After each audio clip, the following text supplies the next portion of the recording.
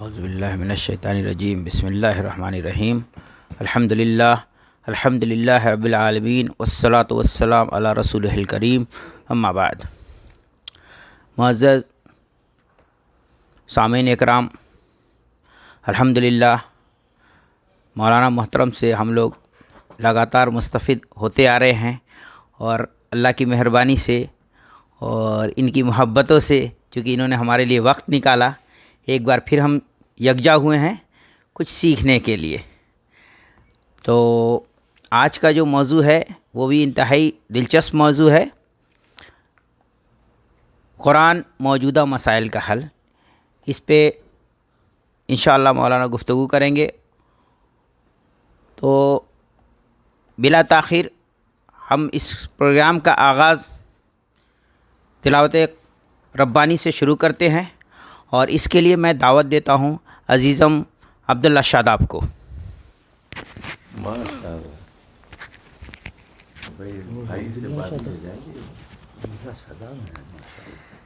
الحمدللہ رب العالمین، الصلاۃ والسلام علی رسول الکریم.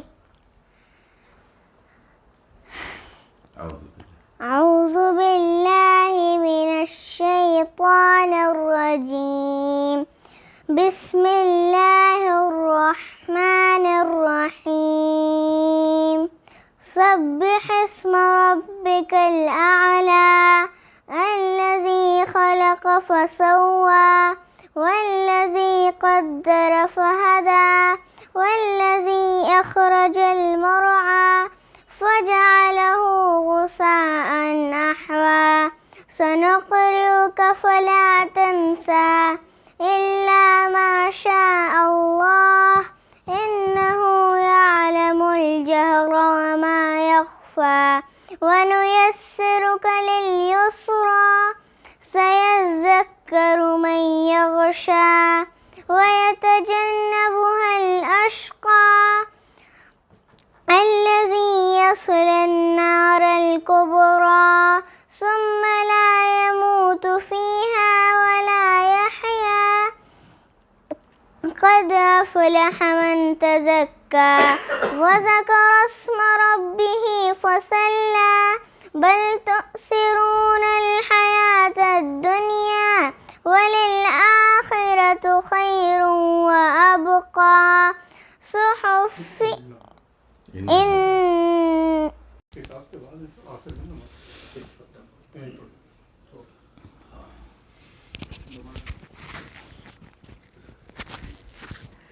تو آج کا جو موضوع ہے قرآن موجودہ مسائل کا حل، اس پہ میں محترم خلیل الرحمن چشتی صاحب سے گزارش کروں گا کہ وہ مفید باتوں سے ہم سب کو مستفید کرے. مولانا خلیل الرحمن چشتی صاحب.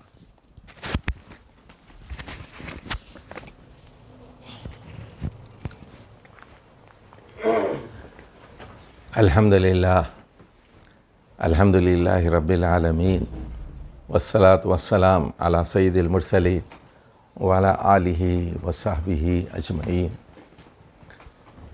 یہ میرے لیے خوش بختی ہے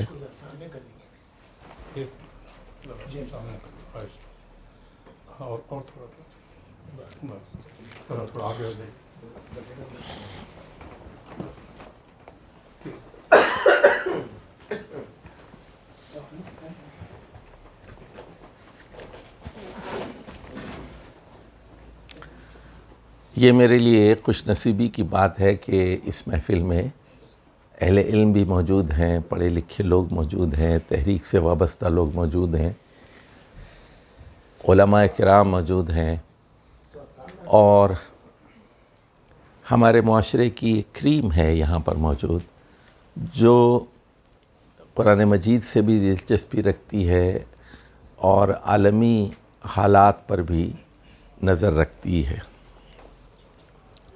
تو پہلے تو ہماری حالت زار کا تھوڑا سا جائزہ لے لیا جائے. دیکھیے، یہ جو پچھلی 2-3 صدیاں رہی ہیں وہ مسلمانوں کے لیے بہت ہی خطرناک صدیاں رہی ہیں، اور سب سے زیادہ پستی پھر ہم نے پہلی جنگ عظیم کے بعد دیکھی جب خلافت عثمانیہ کا خاتمہ ہو گیا اور مغربی طاقتوں نے عالم اسلام کو اپنی گرفت میں لے لیا. تو آپ جانتے ہی ہیں، مثال کے طور پر ہندوستان ہی کو لے لیجئے، تو یہاں پر ویلندیزی آئے پہلے، اور ڈچ آئے، اور پھر انگریز آئے. یہ گوا وغیرہ کے علاقے جو تھے، ایون سورت و گجرات کا جو علاقہ تھا وہاں بھی یہی تھی، لیکن تجارت کی نیت سے آئے اور ان کے پاس 303 بندوق تھی، بھرتے تھے مار دیتے، بھرمار کہتے تھے اس کو. اور بالآخر انہوں نے مسلمانوں سے حکومت چھین لی، اور پہلے بے ضابطہ ان کی حکومت رہی، پھر 1857 کے بعد باضابطہ ان کی حکومت قائم ہوئی جو 90 سال تک رہی، 1947 تک، پھر بٹوارا ہو گیا. تو یہ معاملہ صرف ہندوستان تک کا نہیں تھا. صومالیہ پر قبضہ ہو گیا، مصر پر نیپولین بوناپارٹ نے قبضہ کر لیا، فرانس نے الجیریا پہ قبضہ کر لیا، اچھا لبنان پہ قبضہ ہو گیا، اور پھر یہ کہ فرینچ زبان وہاں پر بولی جانے لگی، ان کی سرکاری زبان ہو گئی. عرب جو ہے وہ فرینچ بولنے لگے، آفیشیل زبان ان کی وہی تھی. اور تونسیا پر، موراکو پر، الجیریا پر، لیبیا پر جو ہے ان کے قبضے، مالی کے اوپر. دوسری طرف انگریزوں نے یمن پہ قبضہ کر لیا، صومالیہ پہ قبضہ کر لیا، ہندوستان پہ قبضہ کر لیا. تو یہ جو مغربی قوتیں تھیں یہ مختلف ملکوں میں پھیلنے لگی، اور ان کی عسکری بالادستی قائم ہوئی، اور اس کے نتیجے میں پھر لباس بدلنے لگا، تہذیب بدلنے لگی، اقدار بدلنے لگے. اور پچھلی صدی میں ہے کہ میں تھوڑا سا نقشہ کھینچ دوں. پہلی جنگ عظیم 1914 سے 1919 تک ہوئی، اور دوسری جنگ عظیم 1939 سے لے کر 1945 تک ہوئی. اور اس کے بعد امریکہ کو مجبور کر کے لایا گیا کہ امن کے لیے یونائٹڈ نیشنز میں شامل ہو جاؤ. اس نے کہا کہ اس شرط میں آتا ہوں اگر مجھے ویٹو پاور دیا جائے، میں اپنی مرضی کروں گا. پھر دوسروں نے کہا کہ ہمیں بھی دو، تو پھر وہ آئے. اس کے بعد جناب دوسری جنگ عظیم کے بعد جرمنی کو تقسیم کر لیا انہوں نے. 2 بڑے بلاکس بن گئے، رشیا اور امریکہ.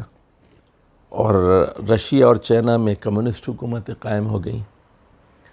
اس کے بعد 1955 سے 75 تک 20 سال تک ویتنام کی جنگ ہوئی. اس کے بعد بہت بڑا جو حادثہ پیش آیا امت کے لیے، وہ آپ کے ذہن میں ہونا چاہیے، وہ 91 کی گلف وار تھی. جب صدام نے کویت پہ قبضہ کیا تو یہ لوگ پہنچ گئے حفر الباطن، امریکہ نے فوجیں اتار دی یہاں، اور 1.5 لاکھ مسلمانوں کو مار کے عربوں کے اوپر ایک دھاک بٹھا دی کہ ہماری فوج یہاں بیٹھی ہوئی ہے، تمہاری حیثیت کیڑے مکڑوں کی سی ہے، تم جو ہے جب چاہے ہمیں کان پکڑ کے تمہیں نکال سکتے ہیں.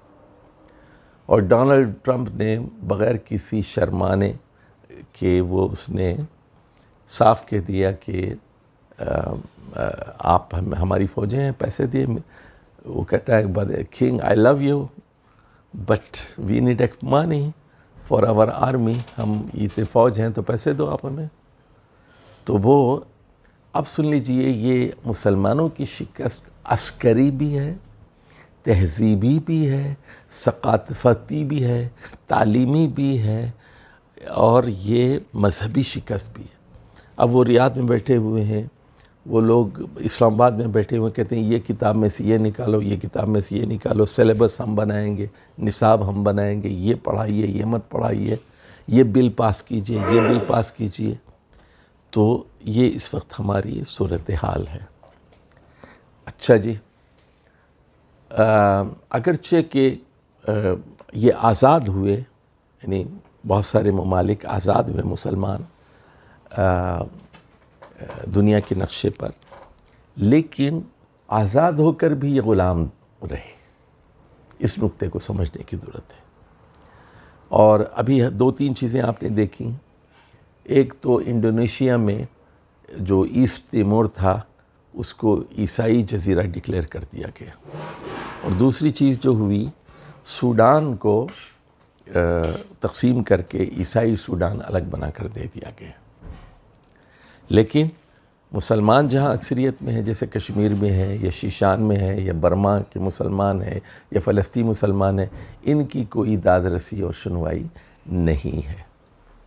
اچھا، اب دیکھیے وہ ترمذی کی حدیث ذرا ہم سامنے رکھ لیں پہلے، کہ رسول اللہ صلی اللہ علیہ وسلم نے فرمایا کہ جس طرح بھوکا دسترخوان پر جھپٹتا ہے اس طرح آپ لوگوں کی حالت ہوگی۔ تو صحابہ نے کہا کیا ہماری تعداد کم ہوگی؟ نہیں، فرمایا آپ لوگ بہت ہوں گے، لیکن آپ میں وہن آ جائے گا، اور وہ یعنی کمزوری آ جائے گی آپ کے اندر۔ تو یہ اس وقت مسلمانوں کی صورتحال ہے کہ ہم 1.25 ارب سے زیادہ ہیں، ایٹم بم بھی ہے ہمارے پاس، پیٹرول کی دولت بھی ہے، لیکن ایمانی قوت اور اتحاد کی کمی کی وجہ سے ہم لوگ کوئی قابل لحاظ ہماری وقت نہیں رہی۔ اچھا، ایک اور بات جو میں بتانا بہت ضروری سمجھتا ہوں، وہ ذرا آپ نوٹ کر لیجئے۔ میں تاریخ کا ایک چھوٹا سا طالب علم ہوں، تو وہ آپ کے ذہن میں بات ہونا چاہیے۔ آپ لوگ تو پڑھتے ہیں قرآن مجید، وَاعْتَصِمُوا بِحَبْلِ اللَّهِ جَمِيعًا، اور سَيُهْزَمُ الْجَمْعُ سورہ قمر کے آخر میں کہا گیا انتم الاعلون ان کنتم مومنین، یہ ساری چیزیں پڑھتے ہیں نا آپ۔ جنگ بدر پر وہ جنگ احد پر جو تبصرہ آیا ہے کہ 91 میں گلف وار ہوئی، اور یورپ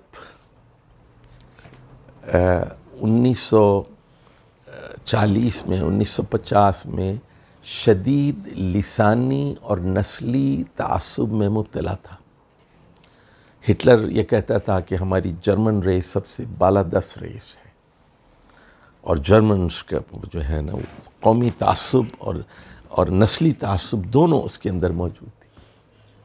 لیکن اس زمانے میں یعنی 70 اور 80 کی دہائی میں یہاں پر عربوں کے اندر تحریک چلی کہ ہمیں متحد ہونا ہے، اور اس وقت تیل کی جو ہے دولت آ رہی تھی، انہوں نے GCC بنائی، اور یہ کہا کہ ہم ایک پاسپورٹ رکھیں گے، ایک فوج ہوگی، ایک کرنسی ہوگی، ہم سب لیکن یہ آگے نہیں بڑھ سکی، ان کو روک دیا گیا۔ نہیں، GCC بن گئی، لیکن GCC ناکام رہی اس لحاظ سے کہ نہ پاسپورٹ بن سکا، نہ کرنسی ایک ہو سکی، نہ فوج ایک ہو سکی، بلکہ ان کے درمیان بھی آپس میں اختلافات ہوتے رہے، لڑائی تک نوبت آ گئی، وغیرہ وغیرہ آپ جانتے۔ لیکن 92 میں ہوا یہ، 1992 میں، آج سے تقریباً 24 سال پہلے، 30 سال پہلے، کہ یورپین یونین کا وجود عمل میں آیا، اور 25 ملکوں نے یہ فیصلہ کیا کہ کسی ویزا کی ضرورت نہیں ہے 25 ملکوں کے لیے، اور ایک ہی کرنسی ہوگی یورو، ڈبل ٹیکسیشن نہیں ہوگا، اور آپ کہیں بھی یورپ میں ملازمت کر سکتے ہیں، فری جا سکتے ہیں، ایک ہی پاسپورٹ ہوگا، ایک ہی کرنسی ہوگی، اور جو ہے فائنینشیل ریکارڈ ایک ہوگا، کرمنل ریکارڈ ایک ہوگا، کوئی چوری کہیں بھی کر لے گا 25 ملک میں، دوسرے ملک میں پکڑا جائے گا، اور اس کا جو فائنینشیل حالت ہے، کتنی تنخواہ ہے، کتنا اس مکان ہے، اس کی مالی حالت کیا ہے، وہ انفارمیشن کمپیوٹر میں ہوگی، سب 25 ملکوں میں وہ دیکھی جا سکے گی۔ ہر انسان کو مانیٹر کیا جائے گا کہ وہ کہاں جا رہا ہے، نقل و حرکت کیا ہے۔ تو یہ ٹیکنالوجی کی بدولت۔ تو آپ کو معلوم ہونا چاہیے کہ آسٹریلیا بھی پہلے 1-2 صوبے تھے، پھر 6 صوبے بن گئے، 6 ملک بن گئے، اس کے بعد مل کر انہوں نے آسٹریلیا بنا لیا۔ امریکہ کی تاریخ بھی یہی ہے کہ پہلے 3-4 صوبے تھے، پھر 10 ہوئے، 20 ہوئے، 52 صوبے بن کے یونائٹڈ اسٹیٹس آف امریکہ بن گیا۔ کینیڈا میں بھی یہی ہوا، 1-2 صوبے تھے پہلے، الگ الگ ملک تھے، لیکن سب مل گئے، 11 صوبے مل کے جو ہے کینیڈا بن گیا۔ تو مغرب ہے وہ عسکری طور پر، تہذیبی طور پر، لسانی طور پر اپنے اختلافات کو ختم کر کے متحد ہو رہا ہے، اور عالم اسلام تقسیم در تقسیم کے عمل سے دوچار ہے۔ تو یہ صورتحال ہے ہماری، اس کا آپ کو اندازہ ہونا چاہیے۔ اچھا، اب ذرا میں بتاؤں آپ کو کہ آپ نے ایسے مسلمانوں کو دیکھا ہوگا، سمجھے، کہ جو نماز نہیں پڑھتے، شراب پیتے ہیں، زنا کرتے ہیں، لیکن اسلام کا نام آتا ہے تو اسلام کے لیے لڑنے کے لیے تیار ہو جاتے ہیں۔ یعنی مسلمانوں کا تعصب ہوتا ہے ان کا، اگر کوئی لڑائی جھگڑا ہو تو آ جاتے ہیں میدان کے اندر، ٹھیک ہے نا، ہوتے ہیں، وہ اچھے مسلمان نہیں ہوتے۔ تو یورپ کے اندر بھی یہ بات ہے، ذرا اس کو سمجھنے کی، کہ یورپین جو ہے یا امریکن، وہ اچھا عیسائی نہیں ہے، خدا کے بارے میں بھی شک کرتا ہے، آخرت کے بارے میں شک کرتا ہے، انکار بھی کرتا ہے، چرچ نہیں جا رہا ہے وہ، لیکن مذہبی تعصب اور نسلی تعصب ان کے اندر موجود ہے، اس کو سمجھنا چاہیے۔ یعنی اس وقت دیکھیے، میں آسٹریلیا بھی گیا تھا پچھلے مہینے اکتوبر میں، اور اسی مہینے آیا ہوں میں 2 تاریخ کو، نومبر کو پہنچا ہوں۔ تو میں نے وہاں بہت زمانے سے اس کا مطالعہ کر رہا ہوں، تو اس وقت وہاں پر 40% آبادی اپنے آپ کو عیسائی کہتی ہے، 40% آبادی اپنے آپ کو کہتی ہے کہ ہمارا کوئی مذہب نہیں ہے۔ وہ یا تو ایتھیسٹ ہیں، یا ایگنوسٹک ہیں، یا اسکیپٹیکل ہیں، یعنی تشکیک میں ہے، ہمارا کوئی مذہب نہیں ہے۔ We don't want to identify our self as Christians. اچھا، یہی معاملہ امریکہ کا ہے، یہی معاملہ یورپ کا ہے۔ تو پہلے اس نقطے کو سمجھ لیجئے، مغرب کو سمجھنا اور مغرب کو اسلام کی دعوت دینا، یہ ہمارا کام ہے۔ اچھا دیکھیے، آپ لوگوں سے جو میں گزارش کرتا ہوں، ایک تو میری جو کتاب ہے قرآنی صورتوں کا نظم جلی، اس کو ذرا دیکھ لیجئے آپ لوگ۔ ہے تو میرا گناہ، لیکن جو ہے آپ ذرا ضرور پڑھ لیجئے اس کو، بہت سارے اشارے اس کے اندر موجود ہیں۔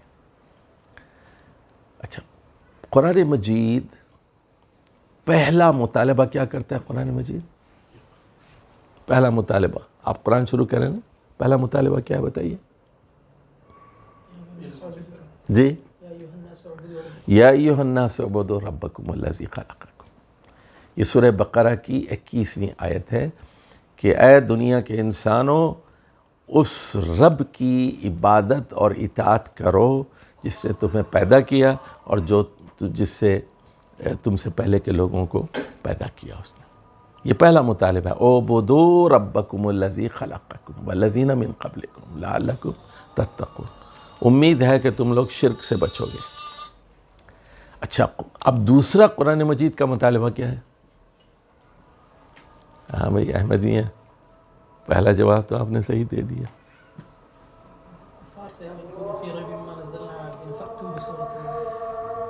نہیں، اس کے بعد جو دوسرا، وہ تو چیلنج ہے قرآن مجید کی حقانیت کے بعد۔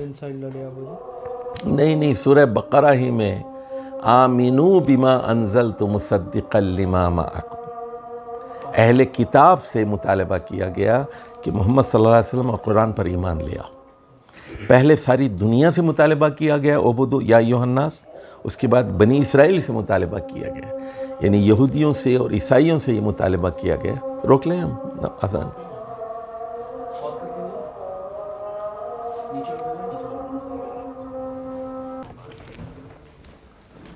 شروع کر. الحمدللہ والصلاۃ والسلام علی رسول اللہ. تو میں کہہ رہا تھا، دیکھیے کاش آپ لوگ کو آپ کی جو کریم ہے یہاں کی مدینے میں جو ہندوستانی احباب کی 2-4 صورتیں ہم سے پڑھ لیتے تو شاید آپ کے لیے مفید ہوتا. بالخصوص سورہ بقرہ کا جو نظم ہے اس کو سمجھ لیتے. تو سورہ بقرہ کا سمجھنا آپ تمام لوگوں کے لیے بہت ضروری ہے. حالانکہ ایک مدنی صورت ہے. سوال یہ ہے کہ اس کو پہلے کیوں لایا گیا سورہ فاتحہ کے بعد؟ سمجھے؟ تو سورہ فاتحہ کو سمجھنا جتنا اہم ہے بالکل اسی طرح سورہ بقرہ کو.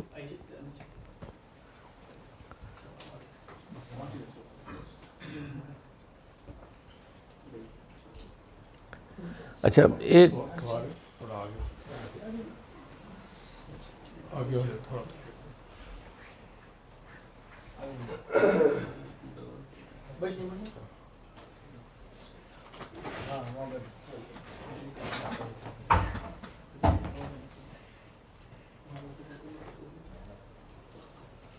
دیکھیے پہلے ایک جملے میں سورہ بقرہ کا خلاصہ سن لیجیے آپ. ایک جملے میں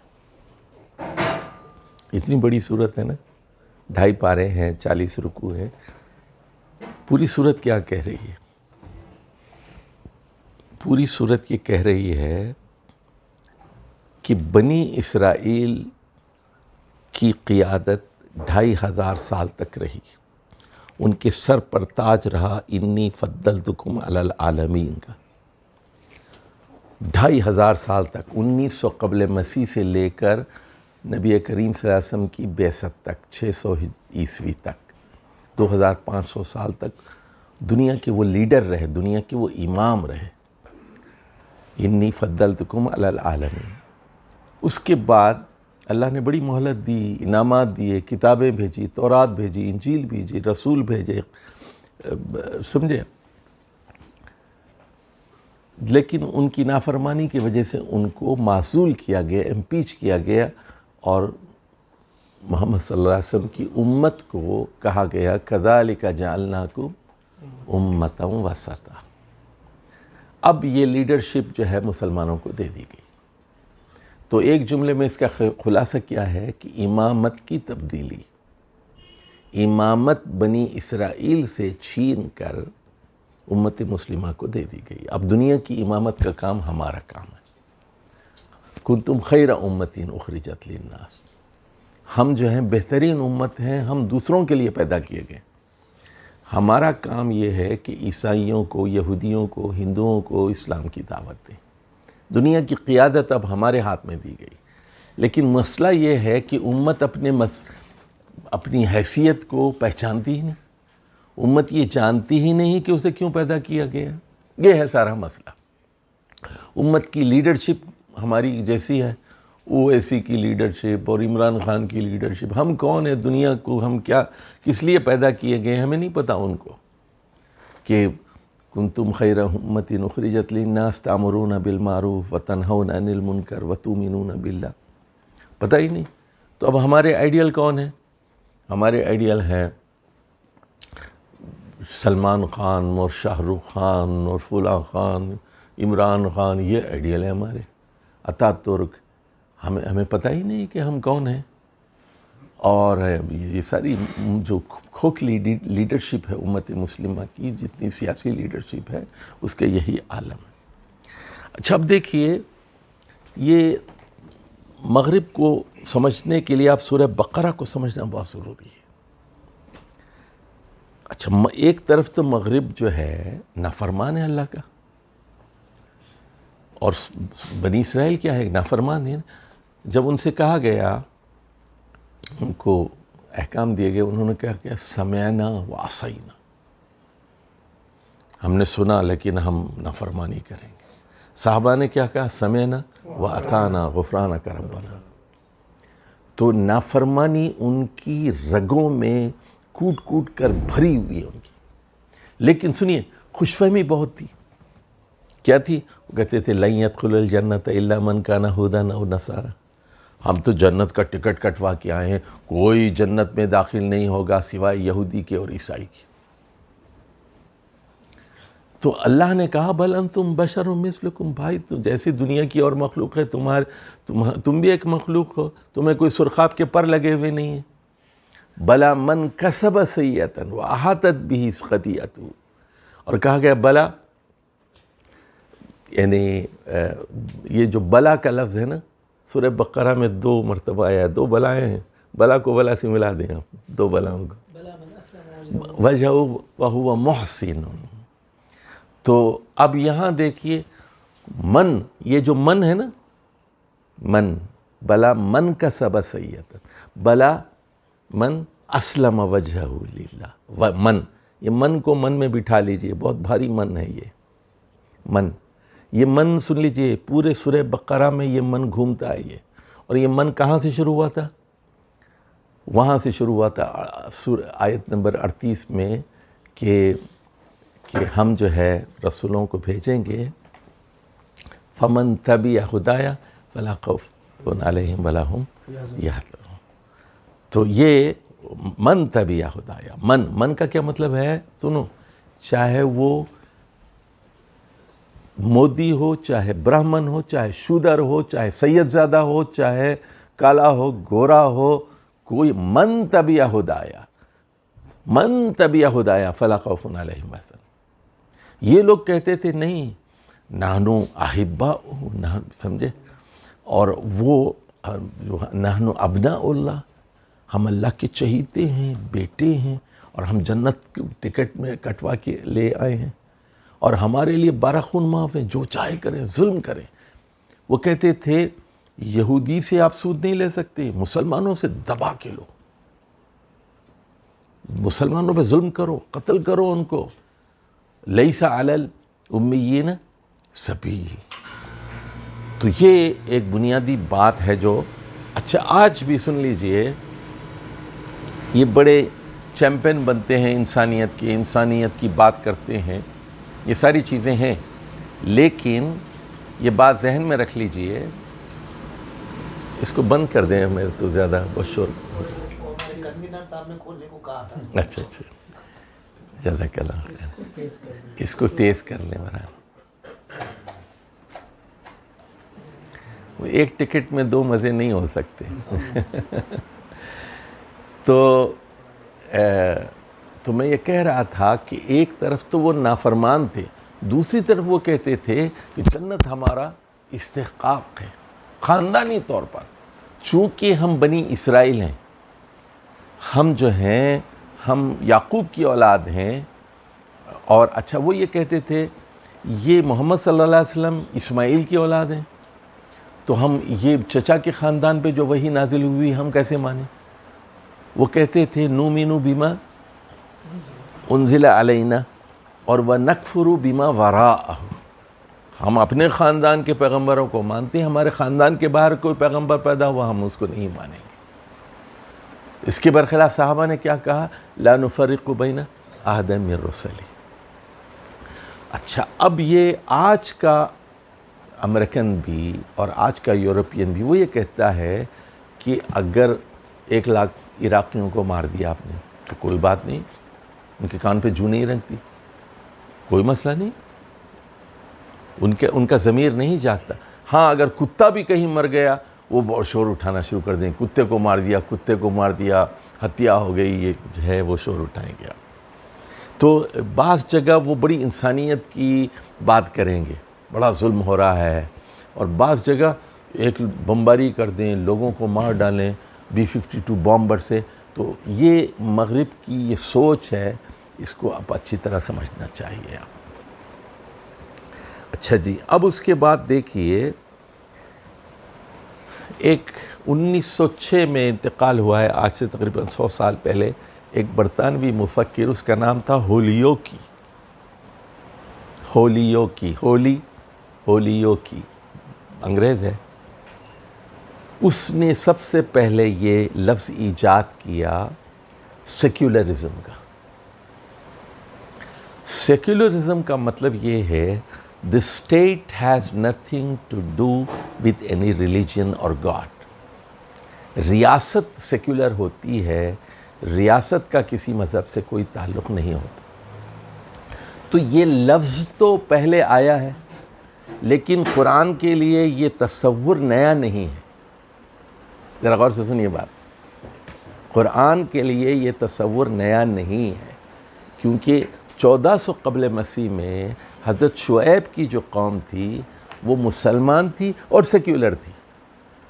وہ نماز پڑھتی تھی اور حضرت شعیب سے کہتی تھی, مولانا آپ بہت اچھے نمازی ہیں, آپ حلیم ہیں, بڑے بردبار آدمی ہیں, لیکن الصلاۃ کا تامر, کیا آپ کی نماز حکم دیتی ہے کہ ہم جو باپ دادا کرتے آئے ہیں اس سے ہم انحراف کریں؟ او نفعل فی اموالنا ما نشاء, کہ مالی معاملات کا نماز سے کیا تعلق ہے؟ ہم ڈنڈی مارتے ہیں, ہم دھوکہ دیتے ہیں, 420 کرتے ہیں, تو اس کا نماز سے کیا تعلق ہے؟ نماز میں چلو ہم بھی آپ کے قائل ہیں, ہم بہت اچھے نمازی ہیں. تو دیکھیے, تو حضرت شعیب ان کو کہتے ہیں کہ اگر تم ان کنتم مومنین, اگر تم صحیح معنی میں مومن ہو تو نماز میں اور مالی معاملات میں تفریق کیوں کرتے ہو؟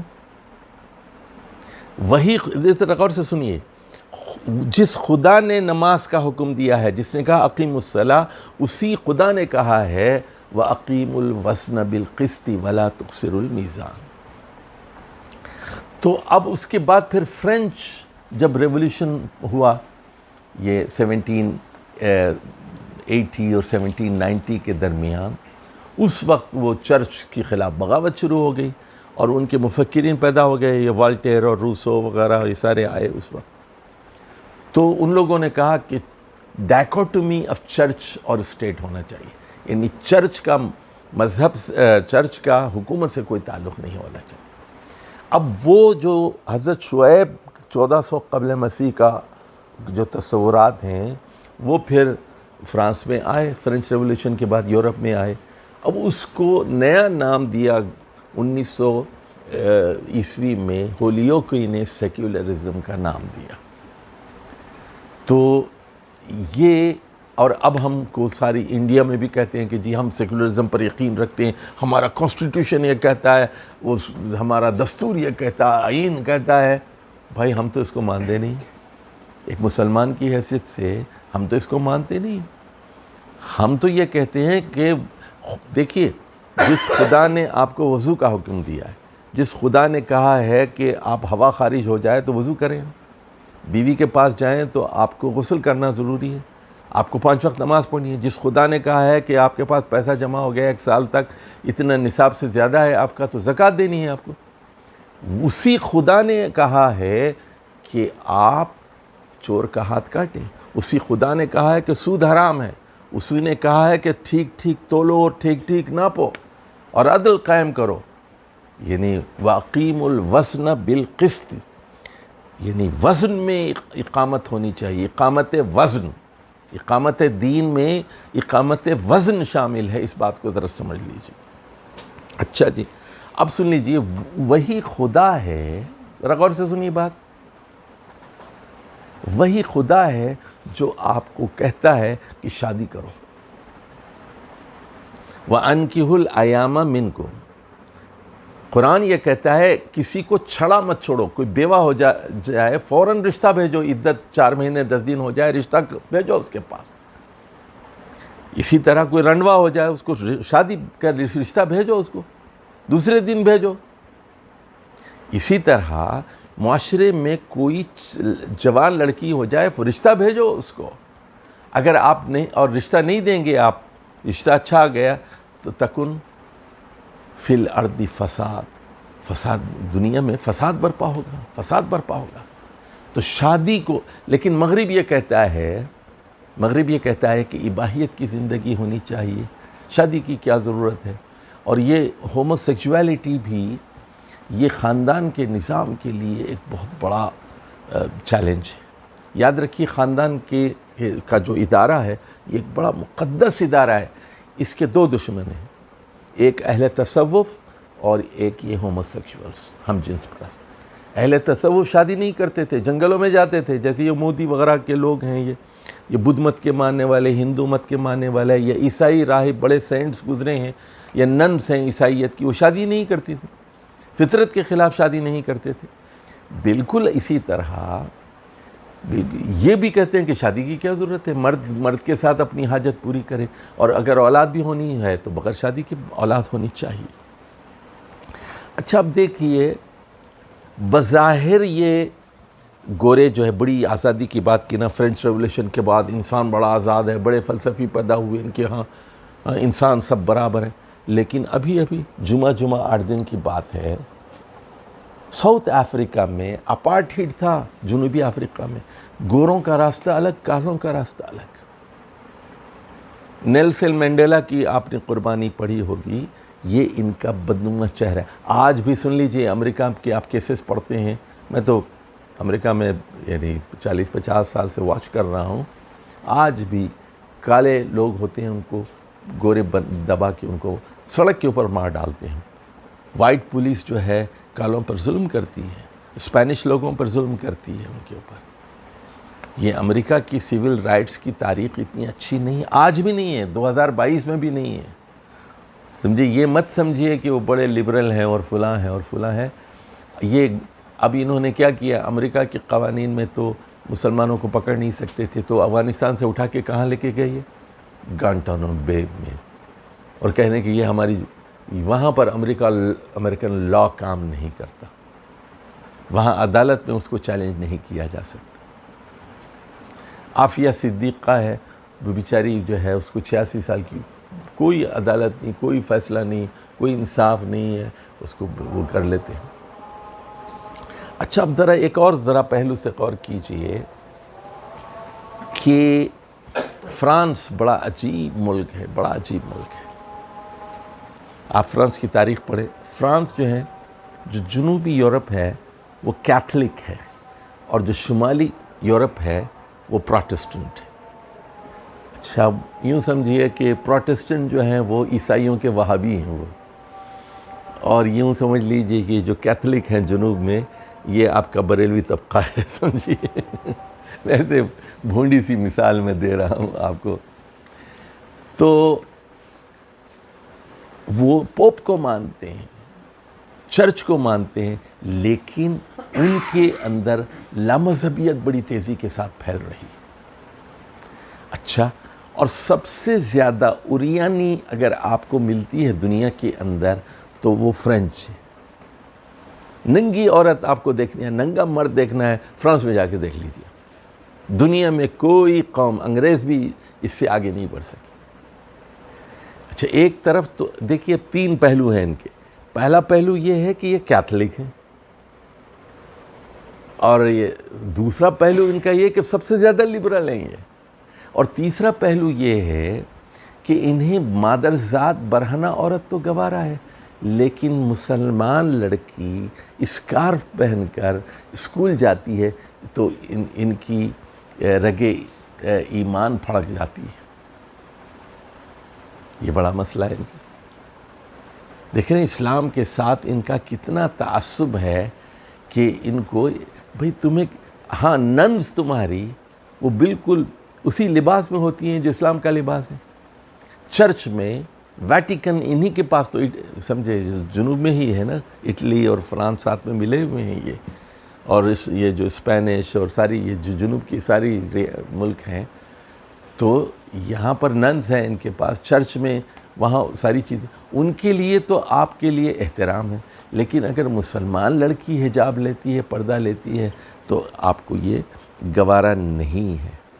اچھا اب ذرا ایک اور پہلو بھی دیکھ لیجئے کہ خاندان کا نظام ختم ہو گیا نا، تو صلہ رحمی ختم ہو گئی، اور قطع رحمی جو ہے یہ عام ہے۔ باپ کو کوئی نہیں پوچھتا، ماں کو کوئی نہیں پوچھتا، بہنوں کو، چچا کو، ماموں کو کوئی نہیں پوچھتا۔ یہ ایک بہت بڑی آفت ہے، انسان کے لیے ایک بہت بڑا مسئلہ ہے یہ۔ اللہ کا شکر ادا کیجئے، اللہ نے ہمیں مسلمان پیدا کیا، محمد صلی اللہ علیہ وسلم کا امتی بنایا، قرآن ہمارے پاس موجود ہے، رسول کی سنت ہمارے پاس موجود ہے۔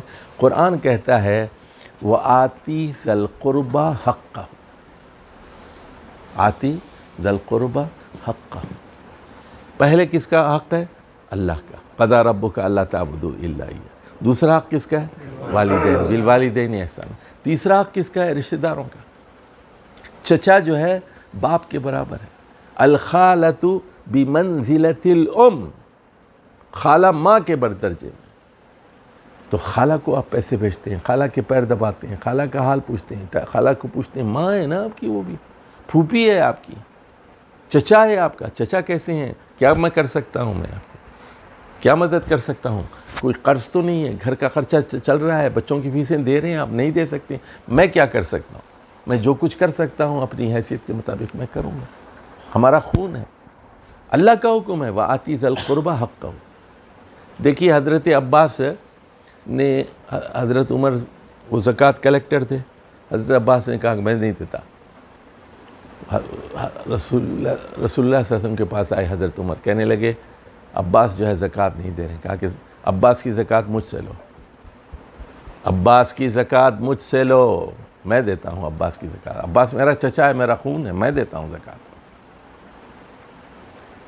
تو یہ اسلام نے رشتہ داروں کے حقوق بیان کیے ہیں، صرف ماں باپ کا حق نہیں ہے، صرف بھائی کا نہیں ہے، صرف بہن کا حق نہیں ہے، پھوپھی کا ہے، خالہ کا ہے، چچا کا ہے، ماموں کا ہے، دادا دادی کا ہے، نانا نانی کا ہے، اس سے خاندان بنتا ہے۔ مغرب نے اس کو اڑا دیا ہے۔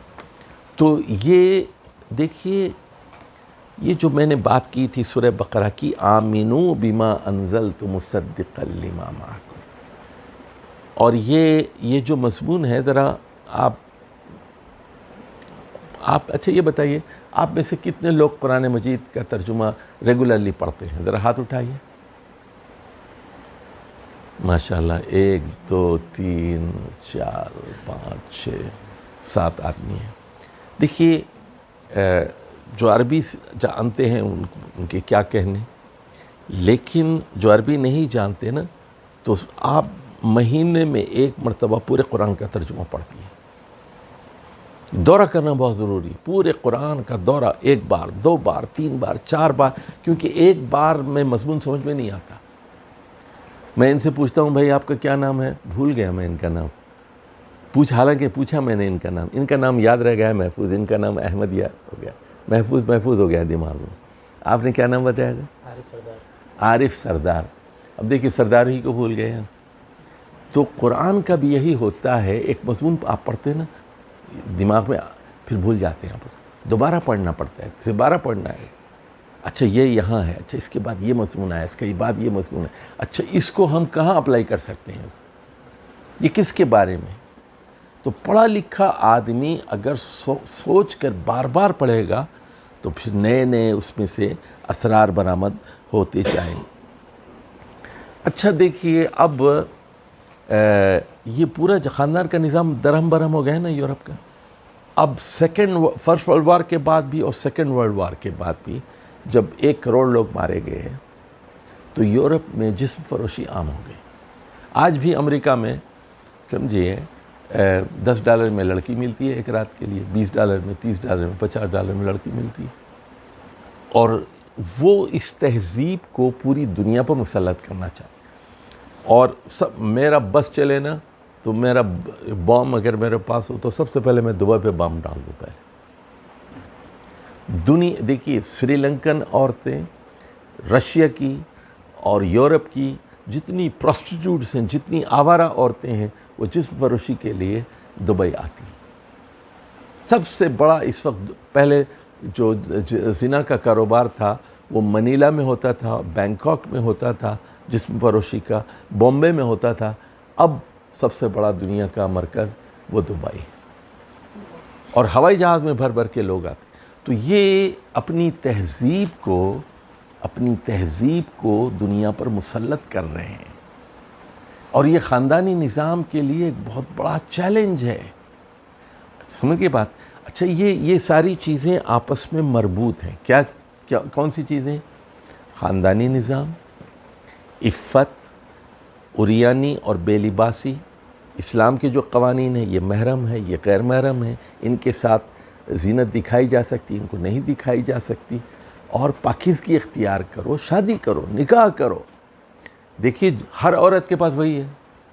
جب رسول اللہ صلی اللہ علیہ وسلم نے یہ بات بتائی ہے کہ اگر تم راستے کسی کو دیکھ لو راستے میں اور تمہارے جذبات مشتعل ہو جائیں تو اپنی بیوی کے پاس آؤ، کیونکہ تمہاری بیوی کے پاس بھی وہی ہے جو دوسری عورتوں کے پاس ہے۔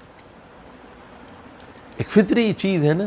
تو نکاح جو ہے آپ کو پاکیزہ بنانے والا ایک ادارہ ہے، اور یہ انسان اپنی جذبات کی تکمیل کرے، لیکن جائز اور حلال طریقے سے وہ یہ کرے۔ اچھا اب دیکھیے، اب یہ چونکہ یہ سنیے، اب پورے مغرب کو تھوڑا سمجھ لیجیے اور ہمارا کیا کردار ہے۔ ہم دعوت ان کے کر ہی نہیں رہے۔ دیکھیے سورہ بقرہ کے بعد کیا ہے؟ آل عمران، آل عمران کے بعد کیا ہے؟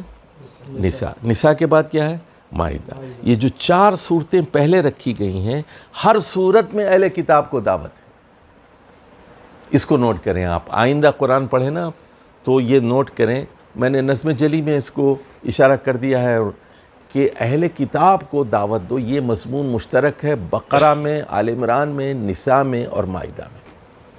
یہ کام ہم نہیں کر رہے ہیں، یہ کام ہم نہیں کر رہے ہیں۔ امت مسلمہ، حالانکہ سنیے ادھر دیکھیے غور سے، دنیا کی آبادی میں 51% عیسائی ہیں، اگرچہ کہ ان میں سے بہت سارے لوگ کہہ رہے ہیں کہ ہم پیدائشی عیسائی ہیں لیکن اب عیسائی نہیں رہے ہیں، تو اسی خاندان سے ہے نا۔ اب یہ ہو رہا ہے، لبرل عیسائی بن رہے ہیں وہ لوگ، لبرل عیسائی بن رہے ہیں۔ تو عیسائیوں کو دعوت دینا، یہودی تو 1% بھی نہیں ہے دنیا کے اندر، یہ امت مسلمہ کا اہم ترین کام ہے۔ ادھر دیکھیں وہ جو سورہ آل عمران کی 110 نمبر آیت ہے نا، کنتم خیر امتی اخرجت للناس۔ اچھا ادھر دیکھیں 3 کام ہیں، کیوں آپ بہترین ہیں؟ آپ نیکی کا حکم دیتے ہیں، نمبر 2 برائیوں سے روکتے ہیں، اور توحید پر ایمان رکھتے ہیں۔ اس کے بعد کیا فرمایا گیا؟ وَلَوْ آمَنَ أَهْلُ الْكِتَابِ لَكَانَ خَيْرًا لَهُمْ۔ کاش اہل کتاب بھی ایمان لاتے تو کتنا اچھا ہوتا۔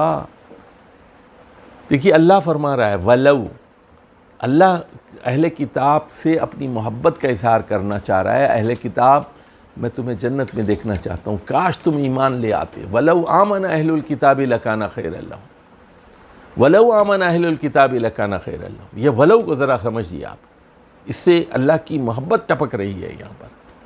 اللہ کسی کو دیکھیں، کسی کو دوزخ میں دیکھنا نہیں چاہتا۔ اللہ کے بندے ہیں نا، اللہ کی مخلوق ہے وہ۔ اللہ تو مودی کو بھی جنت میں نہیں دیکھنا چاہتا، لیکن مودی نے فیصلہ کیا کہ میں دوزخ میں جاؤں گا، اس کی مرضی ہے اس کی۔ وَمَا يَفْعَلُ اللَّهُ بِعَذَابِكُمْ إِن شَكَرْتُمْ۔ اللہ کو کیا پڑی ہے کہ آپ کو عذاب دے اگر آپ شکر کا رویہ اختیار کریں۔ وَمَا يَفْعَلُ اللَّهُ بِعَذَابِكُمْ إِن شَكَرْتُمْ وَآمَنْتُمْ۔ تو اللہ تعالیٰ کوئی مولوی نہیں ہے، اللہ تعالیٰ خالق ہے، رب العالمین ہے۔ اللہ کا جو ہے نا، اس کی رحمت، جب رحمت کو پیدا کیا، اس نے رحم کو پیدا کیا، 99 حصے اپنے پاس رکھ لیے، ایک حصہ اس نے اپنی ساری مخلوقات پر تقسیم کر دیا۔ اتنی بڑی رحمت ہے اس کی۔ کتب علی نفسہ الرحمہ، اپنے اوپر رحمت کو اس نے لازم کر لیا ہے۔ اللہ اتنا رحیم ہے، رحمان ہے۔ تو اب سن لیجئے کہ وہاں جسم فروشی کے ساتھ جو بڑا مسئلہ ہو رہا ہے اس وقت، سورہ مریم میں 2 لفظ یاد رکھ لیجئے سورہ مریم کے۔ سورہ مریم کا بنیادی مضمون یہی ہے، اے عیسائیو تثلیث چھوڑ دو، 3 خداؤں کی رٹ چھوڑ دو، ایک خدا کو مان لو۔ یہ ہے سورہ مریم کا بنیادی مرکزی نقطہ یہ۔ لیکن اس میں ایک جگہ فرمایا گیا چارج شیٹ جو ہے اہل کتاب کے خلاف، اس کو سمجھیے۔ ادا الصلاۃ واتبعوا الشہوات، ادا الصلاۃ واتبعوا الشہوات، 2 باتیں بتائیں گی۔ انہوں نے نماز ضائع کر دی اور شہوات کی پیروی کی۔ سمجھ گئے بات؟ اب امریکہ میں ہو کیا رہا ہے، امریکنز چرچ بیچ رہے ہیں. یعنی امریکہ میں اس وقت تقریباً میرا خیال ہے کہ 20,000 سے زیادہ مسجدیں ہو چکی ہیں، اور یعنی ہر سال 30، 40، 50، 100 مسجدوں کا اضافہ ہو جاتا ہے. ہر شہر میں مسجدیں بن رہی ہیں، اور یہ زیادہ تر مسجدیں کون ہیں؟ چرچ ہیں. چرچ والے کوئی آ نہیں رہا نا، چرچ بیچ رہے ہیں وہ لوگ. اور تو اور میں بتاؤں آپ کو، شکاگو میں ایک کوئی 40 منزلہ بلڈنگ تھی عیسائیوں کی. تو عیسائی چرچ والوں نے اکنا والوں سے، جماعت والوں سے کہا کہ آپ یہ بلڈنگ لے لیں آپ، لیکن ہم اس کو مینٹین کرنے کے لیے ہمارے پاس پیسے نہیں ہوتے.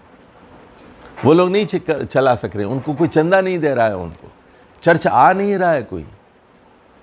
ایک بوڑھا آ رہا ہے 70 سال کا، 80 سال کا، ایک آدمی کے لیے چرچ نہیں چلایا جا سکتا، ایک آدمی کے لیے پادری کو نہیں رکھا جا سکتا. تو اچھا، دوسری چیز کیا ہے؟ وَاتَّبَعُوا الشَّهَوَاتِ، نماز چھوڑ دی اور دوسرے شہوات کی پیروی کی. اب یہ شہوات کیا ہے؟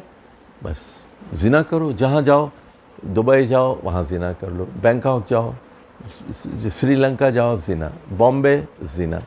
یہ ہر جگہ لڑکیاں ان کو مل رہی ہیں. اور شراب اور رقص، میوزک، یہ ہے ان کی دنیا. کیا ہے؟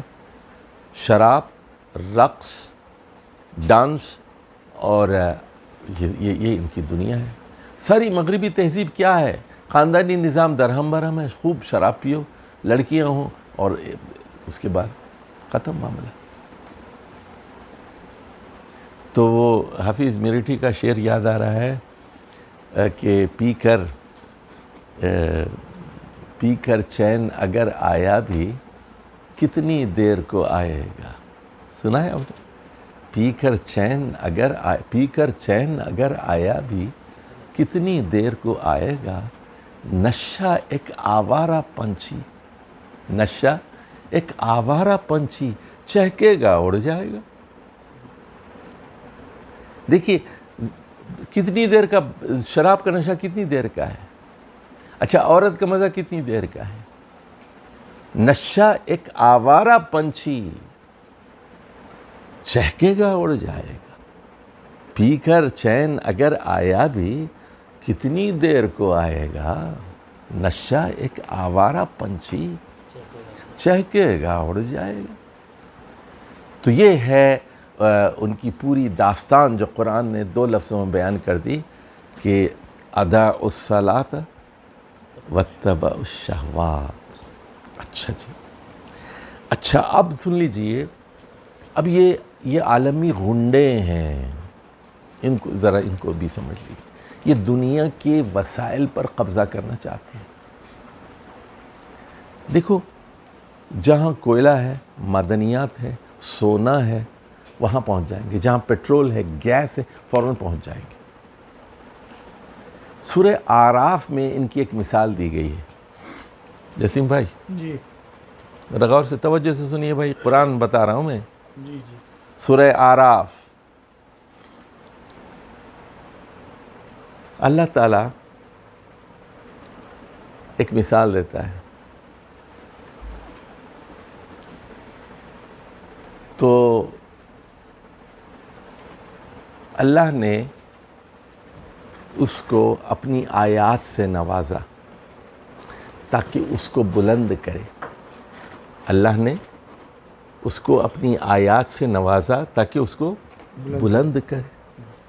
فَانْسَلَقَ مِنْهَا، لیکن چالاک تھا.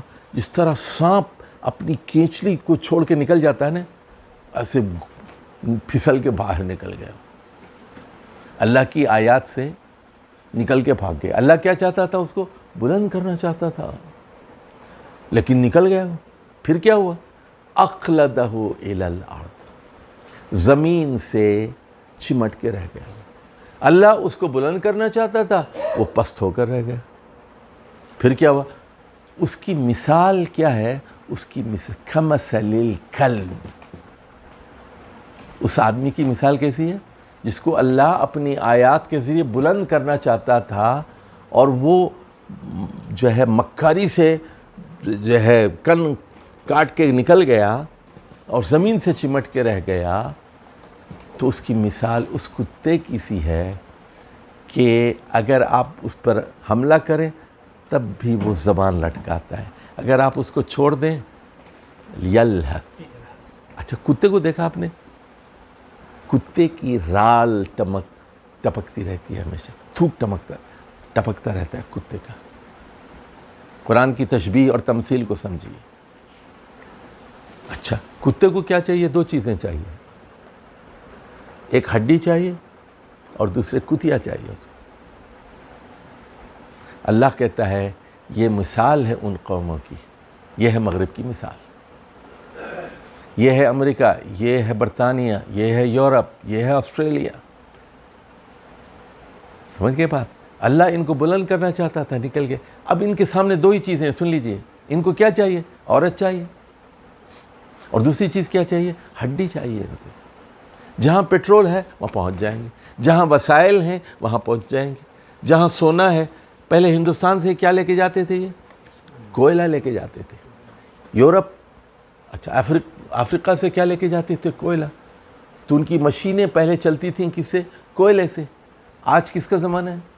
پیٹرول کا زمانہ ہے۔ تو یہ بس کتے ہیں، ان کی کیا زندگی ہے؟ سنیے، آخرت میں کیا ہے ان کے لیے؟ آخرت میں کیا ہے ان کے لیے؟ کچھ بھی نہیں ہے ان کے پاس۔ نہ ان کا کوئی خاندان ہے، نہ ان کا جو ہے کوئی بیوی بچے ہیں، نہ کوئی نسب العین ہے، نہ کوئی خدا ہے، نہ آخرت ہے، کچھ بھی نہیں ہے۔ اور اب یہ کہہ رہے ہیں کسی طرح اپنی جنسی خواہش پوری کرو، مرد سے کر لو تم، مشینوں کے ذریعے اپنی جنسی خواہش، مشینیں بن گئی ہیں بہت ساری، وہ کہتے ہیں کہ مشین کے ذریعے اپنی جنسی خواہش پوری کر لو۔ وہ گڑیاں مل جاتی ہیں، گڑیاں جو ہے تو یہ تمہاری بیوی ہے، گڑیوں کے ذریعے کرو۔ اولاد کی کیا ضرورت ہے تمہیں؟ گھر، خاندان، رشتہ دار، یہ بوجھ پالنے کی کیا ضرورت ہے؟ اکیلا کھیلنے والا کبھی ہارا نہیں کرتا، کنوارا اپنی آزادی کا بٹوارا نہیں کرتا، اکیلا کھیلنے والا کبھی ہارا نہیں کرتا۔ یہ ہے ان کی پوری داستان مغرب کی۔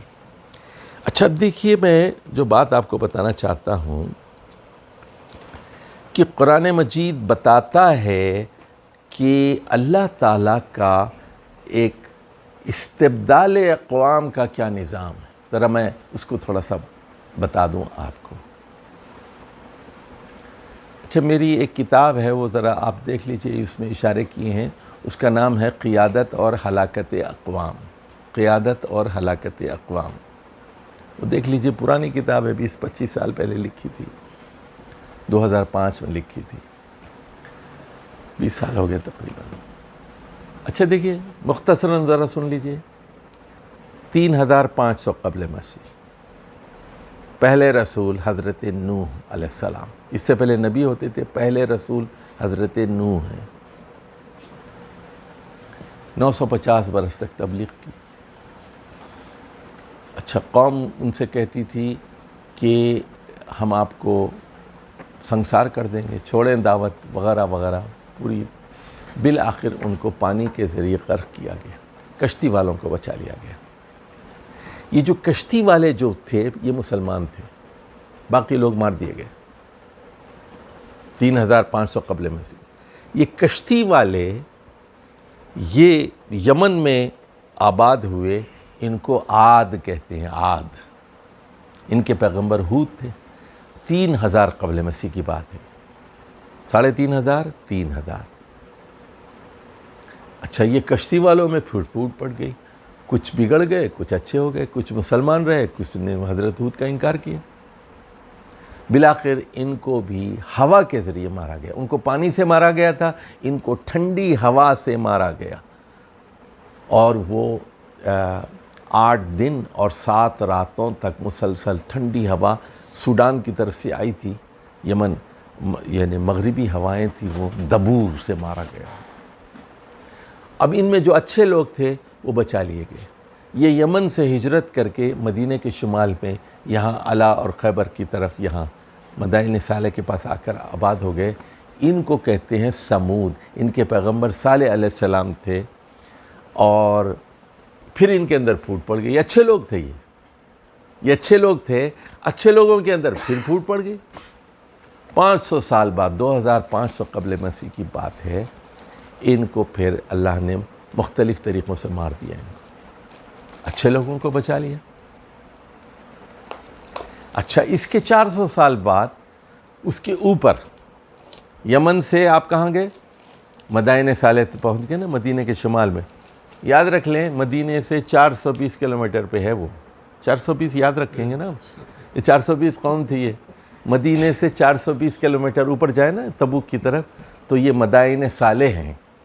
نیٹ آپ جا کے دیکھ سکتے ہیں, وہاں جا کے ان کے کھنڈر موجود ہیں. اچھا, اس کے بعد 400 سال بعد 2100 قبل مسیح میں یہ فلسطین میں بحر مردار کے پاس 2 بستیاں تھیں, عمورہ اور صدوم کی, اور یہ وہی لوگ تھے جو ہوموسیکشولز تھے. پہلے دنیا میں تھے. وہ کہتے تھے مرد کو مرد استعمال کرنا چاہیے. حضرت لوط نے کہا کہ یہ میری بیٹیاں, میں ان سے شادی کر دیتا ہوں. کہتے نہیں آپ کو پتہ ہے ہمیں عورتیں نہیں چاہیے, ہمیں لڑکے چاہیے. تو اللہ نے ان کو ایسے اٹھا کے اوندھا کیا. جعلنا عالیہا سافلہا, اوندھا کر کے مارا. پوری زمین کو ایسے اٹھایا اور اوندھا کر دیا ان کو. اس کے بعد سنیے, تبوک کے پاس, یہ تبوک جانتے ہیں نا آپ, تبوک, اور یہ جو شرم الشیخ جانتے ہیں, اور یہ تور کا پہاڑ, اس علاقے کو تور جہاں ہے, یہ ریڈ سی کا شمالی علاقہ جو کوسٹل ایریا ہے, اس کو مدین کہتے ہیں. یہاں حضرت شعیب علیہ السلام بھیجے گئے تھے. ناپ تول میں ڈنڈی مارتے تھے یہ لوگ, نمازیں پڑھ لیتے تھے. مولوی تھے یہ, بڑے چالاک مولوی تھے, سمجھے, چالاک مولوی تھے. مولوی بڑا چالاک ہوتا ہے. کہتے ہیں نماز کی جگہ نماز, کاروبار کی جگہ کاروبار. اسی کو کہتے ہیں سیکولرزم. سیکولرزم کیا چیز ہے کہ نمازیں پڑھو ادھر اور رند کے رند رہیں, ہاتھ سے جنت نہ گئی. اسی کو کہتے ہیں, یعنی وہ خدا الگ ہے, مسجد کا خدا الگ ہے, کاروبار کا خدا الگ ہے. نہیں, وہی خدا ہے جس نے نماز کا حکم دیا ہے. وہی خدا سود کو حرام کرتا ہے. وہی خدا جو ہے ناپ تول میں انصاف کے ساتھ تولنے کا حکم دیتا ہے. اس کو سمجھ لیں. تو قرآن اس طرح سیکولرزم کو نہیں مانتا. بہرحال اس کے بعد کیا ہوا؟ پھر فرعون کو غرق کیا گیا, پوری آرمی کو. اغرقنا آل فرعون. آل فرعون کا مطلب کیا ہے؟ جنود فرعون. آل کا مطلب ہے جنود. یہاں دوسری جگہ ہے کہ ہم نے فوجوں کو, 2 فوجیں تھیں, ایک کی کمان فرعون کر رہا تھا, دوسرے کی حامان کر رہا تھا. 2 بٹالین فوج تھی. ہم نے اس کو موجوں کے حوالے کر دیا. سورہ قصص. تو ادھر دیکھیے, اب جو بات میں آپ کو بتانا چاہتا ہوں, 2 جگہ آئی ہے بات. ایک آل عمران میں آئی ہے اور ایک حامیم سجدہ میں آئی. فلا یغررک تقلب الذین کفروا فی البلاد ماواہم متاع قلیل وماواہم جہنم. دیکھیے کہ ادھر دیکھو غور سے, فلا یغررک تقلبہم. تقلب ایک لفظ یاد کر لو, تقلب. تقلب. تو دیکھو مولا مودودی نے اس کا ترجمہ کیا ہے زمین پر غالب قوتوں کی چلت پھرت. تقلب کا مطلب ہے, یعنی سنیے, فوجی نقل و حرکت. تقلب فی البلاد. جیسے سکندر اعظم تھا نا, مقدونیہ کا تھا, وہ وہاں سے چلا کہاں آیا؟ سیریا گیا, سیریا سے عراق, عراق سے ایران, ایران سے پاکستان, پاکستان سے انڈیا میں پہنچا. سکندر اعظم ساری دنیا کو فتح کر رہا تھا نا. یہ کیا ہے؟ تقلب. مولانا سنیے, مولانا امین حسین اصلاحی نے تقلب کا ترجمہ کیا ہے. سنو بھائی محفوظ, دندنانا. دندنانا کیا ہے ترجمہ. کیا ترجمہ کیا دیکھیے, مختلف قوموں کا دندنانا تمہیں دھوکے میں مبتلا نہ کرے. فلا یغررک تقلب الذین کفروا فی البلاد. ادھر دیکھو اب تم لوگ کیا کرتے ہو. اب امریکہ کے بحری بیڑے ہیں, ایک بحری بیڑا اس کا انڈین اوشن میں ہے, ایک بحری بیڑا یہاں گلف میں بیٹھا ہوا, ایک بحری بیڑا وہاں اسرائیل کے پاس میڈیٹیرین میں ہے. فلیٹس ہیں یہ. ایک بحری بیڑے پر 25,000 لوگ کام کر رہے ہیں. اس پر 700 جہاز لینڈ کر سکتے ہیں. پورا شہر ہے وہاں, اندر ٹینس بھی ہے, وہاں گراؤنڈز بھی ہیں, کئی منزلہ جہاز ہے. وہ 25,000 لوگوں کے لیے کھانا ہوتا ہے اس کے اندر. ہوٹلیں بنی ہوئے ہیں, وہاں کلبز ہیں, وہاں ڈانس کلبز ہیں, کیا نہیں ہے, ہر چیز وہاں پر موجود ہے. تو اللہ کیا کہہ رہا ہے, سنیے, یہ مختلف ملکوں میں جاتے ہیں, قبضہ کر لیتے ہیں. یہ دھوکے میں مبتلا نہ کریں. لیکن ہم مسلمان مرعوب ہیں, کیونکہ ہماری لیڈرشپ مرعوب ہے نا. قرآن کی ہوا نہیں لگی ان کو. یہ جیسے ابھی ہم عمران خان کی بات کر رہے تھے, یا نواز شریف کی, یا زرداری کی, یہ وہ مخلوق ہے, یہ وہ جانور ہیں جن کو قرآن کی الف بے کا نہیں پتہ ان کو, اور نام اسلام کا سبھی لیتے ہیں. کبھی قرآن کو تب معنی کے ساتھ انہوں نے پڑھنے کی اور سمجھنے کی کبھی سنجیدہ کوشش ہی نہیں کی انہوں نے.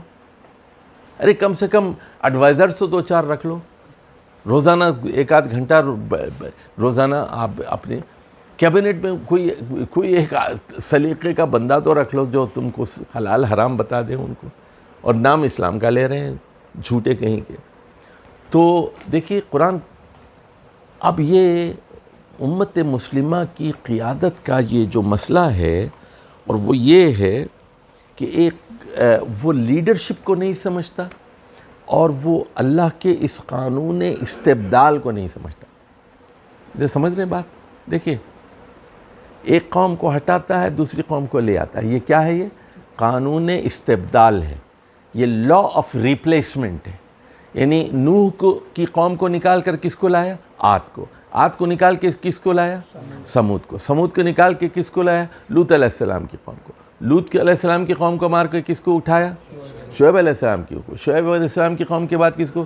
موسیٰ علیہ السلام. اس کے بعد کس کے ہاتھ میں آئی حکومت؟ عسیٰ ان یہلک عدوکم. بہت قریب ہے. حضرت موسیٰ نے کہا کہ اللہ تعالیٰ تمہارے دشمن کو ہلاک کر دے اور آپ کو حکومت دے. اچھا سنیے, اب 3 لفظ ذرا زبانی یاد کر لیں بھائی, لکھ لیں آپ لوگ. یہ اس کی 3 لفظ قرآن کے یاد کر لیں. ادھر دیکھو, فَيَنْظُرَ كَيْفَ تَعْمَلُونَ. فَيَنْظُرَ كَيْفَ تَعْمَلُونَ. قرآن پڑھیں نا, یہ 3 لفظ یاد کر لیں آپ. فَيَنْظُرَ كَيْفَ تَعْمَلُونَ, so that he can watch how you behave. تاکہ اللہ تعالیٰ دیکھے کہ اب آپ کیا کرتے ہیں. اللہ نے پاکستان بنایا نا, اللہ نے سعودی عرب کو تیل کی دولت دی نا, کیوں دی؟ فَيَنْظُرَ كَيْفَ تَعْمَلُونَ. فَيَنْظُرَ كَيْفَ تَعْمَلُونَ, تاکہ وہ دیکھے کہ اب آپ کو اقتدار دیا, حکومت دی, آپ اس کا کیسا استعمال کرتے ہیں. آپ کو بھی ہٹا دیا جائے گا, دوسروں کو لایا جائے گا نہ. سمجھ گئے بات آپ؟ اب ذرا 3 باتیں ذرا توجہ سے سن لیجیے. بنی اسرائیل کا پہلا عروج, یعقوب کے 12 بیٹے, ان کو کیا کہتے ہیں؟ یعقوب کے 12 بیٹوں کو بنی اسرائیل. 1900 قبل مسیح میں ان کو مصر کی بادشاہت دے دی گئی. یہ پہلا ان کا عروج تھا مصر میں. وہ 200-300 سال تک حکومت رہی چلتی ان کی. اس کے بعد کیا ہوا؟ پستی آئی, یہ غلام بنا دیے گئے. فرعونوں نے ان کو غلام بنا لیا. they became second class citizens. اور فرعون کیا کرتا تھا؟ وہ ان کے لڑکوں کو مار دیتا تھا, لڑکیاں اپنے پاس رکھتا تھا, نسل کشی کرتا تھا. سمجھ کے بات آپ؟ اس کے بعد اللہ نے کیا کیا؟ فرعون کو غرق کر دیا, پوری فوج کو مار دیا. یہ لوگ آ گئے فلسطین میں, غلام تھے یہ لے. تو حضرت موسیٰ کا کارنامہ یہ ہے کہ فرعون کی غلامی سے بنی اسرائیل کو نجات ملی. یہ کب کا واقعہ ہے؟ 1300 BC کا. ادھر دیکھو 1900 BC میں عروج تھا, حضرت یوسف کی حکومت تھی. 1300 میں کیا ہوا, غلام بن گئے تھے, اور اب اس کے بعد یہ مصر سے کہاں داخل ہو گئے, سینا میں اور فلسطین میں.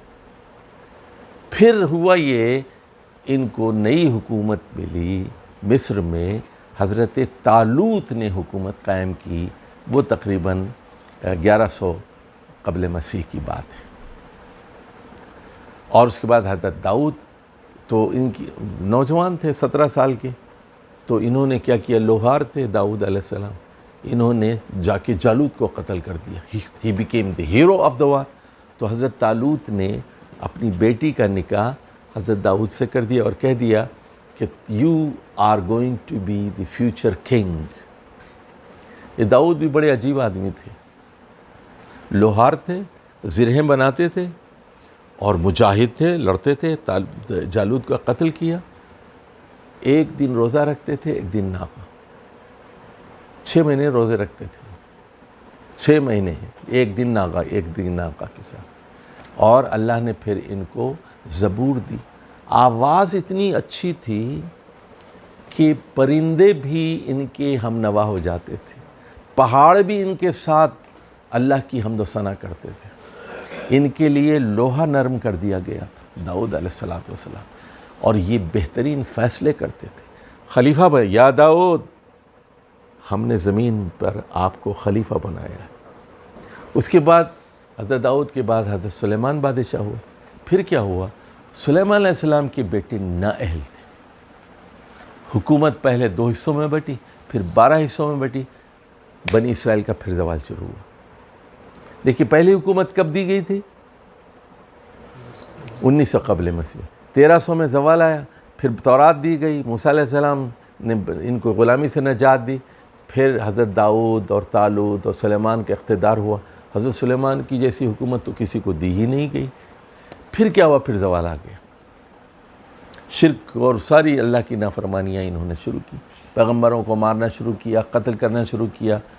پھر کیا ہوا, کچھ لوگوں نے کہا, حضرت عزیر وغیرہ نے, کہ اچھا اللہ نے بخت نصر کو بھیجا,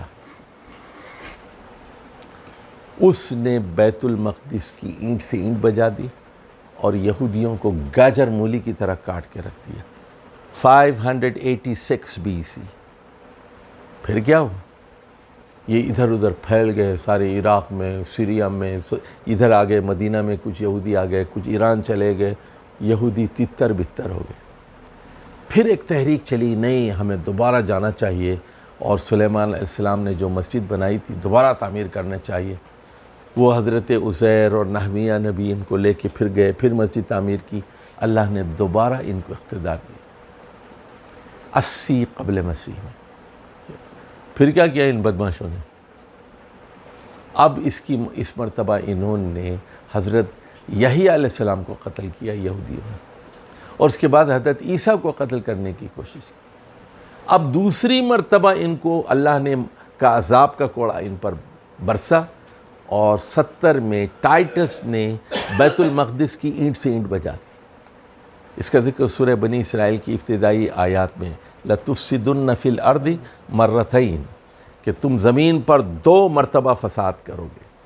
تو یہ ذرا سمجھ لیجئے, جو میں بات بتا رہا ہوں, قرآن مجید بتاتا ہے کہ کس طرح قوموں کا عروج ہوتا ہے, زوال ہوتا ہے, اور وقفے سے 400 سال 500 سال 1000 کے بعد اللہ تعالیٰ ایک قوم کو ہٹا کر دوسری قوم کو لاتے. تو آج تم لوگ یہ امریکہ کی طاقت کو دیکھ کر مرعوب نہ ہونا, یہ روس کی طاقت کو دیکھ کے مرعوب نہ ہونا, یہ انڈیا میں مودی کا ظلم دیکھ کر تم مرعوب نہ ہونا. فَلَا يَغْرُرْكَ تَقَلُّبُهُمْ تَقَلُّبُ الَّذِينَ كَفَرُوا فِي الْبِلَادِ مَتَاعٌ قَلِيلٌ وَمَأْوَاهُمْ جَهَنَّمُ. تو یہ چند دن کا سامان ہے, ٹھکانہ مودی کو جانا کہاں ہے آخر, دوزخ میں جانا ہے اس کو. اللہ یہ کہ وہ کلمہ پڑھ لے مرنے سے پہلے. اللہ یہ سمجھے, ٹرمپ کو کہاں جانا ہے, بائیڈن کو کہاں جانا ہے, متاع قلیل مأواہ جہنم. تو یہ اگر آپ قرآن کو اس طرح یعنی عروج و زوال کو سمجھیں کہ کیوں قومیں اٹھائی جاتی ہیں اور کیوں جو ہے ان پہ گرائی جاتی ہیں. اور اب اس کو اگر آپ سمجھ لیں تو آپ لوگ نا امید نہیں ہوں گے. دیکھیے یہ آخری امت ہے محمد صلی اللہ علیہ وسلم اور آخری کتاب لے کر آئے ہیں محمد صلی اللہ علیہ وسلم. اب آپ کے لیے کرنا کیا ہے میں بتاتا ہوں کہ ایک تو یہ ہے کہ آخری کتاب کو آپ پی جائیے اور آخری نبی کی حدیثوں کو پی جائیے آپ. یعنی اگر آپ کے گھر میں احادیث کی کتابیں نہیں ہیں، سیرت کی کتابیں نہیں ہیں، تو آپ کا جو دعوی محبت رسول ہے وہ جھوٹا ہے، جھوٹا دعویٰ ہے آپ کا. قرآن کو پی جائیے. دیکھیے وہ مولانا مودودی سے پوچھا گیا تھا نا، یاد ہے کہ یعنی آپ کی محبوب کتاب کون سی ہے؟ تو انہوں نے کہا وہ شاہ کلید سمجھتا ہوں میں اس کو، ماسٹر کی سمجھتا ہوں قرآن کو. اور میں نے جاہلیت کے زمانے میں مولانا مودودی نے کہا کہ لائبریریاں اپنے دماغ میں اتار لی، لائبریریاں اپنے دماغ میں اتاری. لیکن جب قرآن کو پڑھا تو ہر چیز کا جو ہے قفل کھلتا گیا. اس لیے میں اس کتاب کو ماسٹر کی کہتا ہوں، شاہ کلید کہتا ہوں. ابو الحسین ندوی نے میری جو ہے پسندیدہ کتابیں، اس پر وہ لوگوں سے، علماء سے رائے لی تھی کہ آپ کی پسندیدہ کتاب کیا ہے، آپ کی کیا ہے، آپ کی کیا ہے. مولانا مودودی نے یہ تاریخی جملے اس وقت کے. تو قرآن مجید ذرا مشکل کتاب ہے، مشکل کتاب ہے، لیکن جو پڑھ لے، جو اس میں اس کی گہرائی تک پہنچ جائے اور اس کو پھر منطبق کرے اپنے حالات پر. قرآن مجید یاد رکھیے نہ صرف تاریخ کی کتاب ہے بلکہ تاریخ پر تبصرہ کرتی ہے. قرآن مجید یہودیوں پر تبصرہ کرتی ہے کتاب. قرآن مجید بتاتی ہے کہ قوم ہود پر اور قوم شعیب پر سب کے اوپر وہ تبصرہ کرتی ہے کتاب. یہ تو اس کی قوموں کے عروج و زوال کے کیا اسباب ہیں یہ بتاتی ہے قرآن. یعنی یہ دیکھیے بدقسمتی کیا ہوئی قرآن کے ساتھ، مسلمانوں نے کیا کیا، فقہ نے کیا کیا، اس کو فقہ کی کتاب بنا دیا. سمجھ گئے بات آپ؟ اور صوفیوں نے اس کو جو ہے وہ فضائل کی کتاب بنا دیا. اس کو یہ پڑھ لو تو یہ ہو جائے گا، پیٹ کے درد کے لیے یاسین پڑھ لو، سر کے درد کے لیے فلاں پڑھ لو، سورہ ملک پڑھ لو، کان کے درد کے لیے پڑھو، زچہ کے لیے یہ ہے، بچے کے لیے یہ ہے. یہ بنا لیا آپ نے قرآن کو. کوئی اتفال نکال رہا ہے قرآن مجید سے، یہ کام شروع کر دیا آپ. تو قرآن مجید جو ہے کے بارے میں وہ حدیث پڑھ لیجئے. اور یہاں ہم اپنی گفتگو ختم کرتے ہیں. صحیح مسلم کی حدیث ہے، ان اللہ یرفع بہذا الکتاب اقواما ویدع بہ آخرین. اللہ تعالیٰ اس کتاب کے ذریعے سے کچھ قوموں کو اوپر اٹھاتا ہے اور کچھ قوموں کو ذلت اور پستی سے دوچار کرتا ہے. حضرت عمر بن خطاب اس حدیث کے راوی ہیں. تو قوموں کا عروج اور زوال اس کی نشاندہی کرنے والی یہ کتاب ہے. تو اس سلسلے میں وہ میری ایک کتاب ہے قیادت اور ہلاکت اقوام، ذرا اس کو پڑھ لیجیے. تو آپ لوگوں کو ان حالات میں مایوس ہونے کی کوئی ضرورت نہیں ہے. سنیے آپ کا مستقبل کیا ہے؟ جنت ہے آپ کا. سنیے آپ اگر پورے ہندوستان میں آپ 20 کروڑ ہیں، 25 کروڑ ہیں، تو کیا کر لے گا مودی؟ کچھ نہیں کر سکتا. سمجھے؟ کچھ بھی نہیں کر سکتا. سنیے کوئی دنیا سے مسلمانوں کو مٹا سکتا ہے؟ یعنی 1.25 ارب مسلمانوں کو مٹا سکتا ہے؟ یہ یعنی اللہ تعالیٰ کی یہ یعنی ایک آخری امت ہے، یہ مٹے گی نہیں. لیکن ہمیں اپنے اندر کی کمزوریاں دور کرنی ہیں اور ہمارے اندر ایک ایسی لیڈرشپ کی ضرورت ہے جو قرآن کی اصلی پیغام کو سمجھنے والی ہو. والسلام علیکم ورحمۃ اللہ.